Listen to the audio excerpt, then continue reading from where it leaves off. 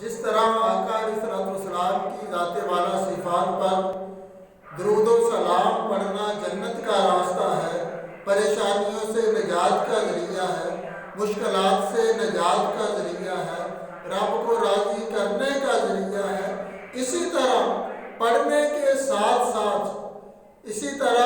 درود و سلام پڑھنے کے ساتھ ساتھ حضور کی ذات پر کسی کتاب میں درود و سلام لکھ دینا، حضور کی ذات پر درود و سلام کسی کتاب میں لکھ دینا، یہ بھی بخشش اور رحمتیں حاصل کرنے کا ذریعہ ہے۔ میرے مصطفیٰ کریم نے ارشاد فرمایا ہے کہ جب کوئی بندہ میری ذات پر کسی کتاب میں درود لکھتا ہے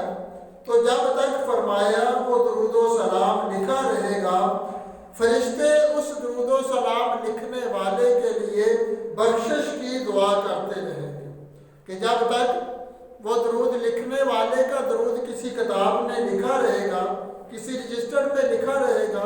تو جب تک وہ لکھا ہوا محفوظ ہے، فرشتے اس کے لیے بخشش کی دعا کرتے رہیں گے، مغفرت کی دعا کرتے رہیں گے۔ اور ایک جگہ ارشاد فرمایا ہے کہ فرشتے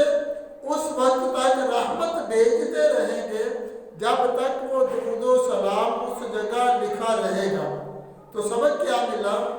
کہ حضور کی ذات پر درود و سلام پڑھنا جس طرح اجر عظیم کا کام ہے، خوش بختی کی نشانی ہے، جنت کا راستہ ہے، اسی طرح حضور کی ذات پر درود و سلام کسی کتاب میں لکھ دینا، کسی کاغذ پر لکھ دینا، لکھ کر کسی جگہ لگا دینا، یہ بھی رب کی رحمتیں حاصل کرنے کا ذریعہ ہے۔ لکھنا بھی برکت ہے، لکھنا بھی صحت ہے، لکھنا بھی دولت ہے، لکھنا بھی قرب الہی حاصل کرنے کا ذریعہ ہے۔ رحمت حق اس پر برسے، 10 درجے بھی اس کے بڑھ جائیں، کہہ دے جو ایک بار نبی پر صلی اللہ علیہ وسلم۔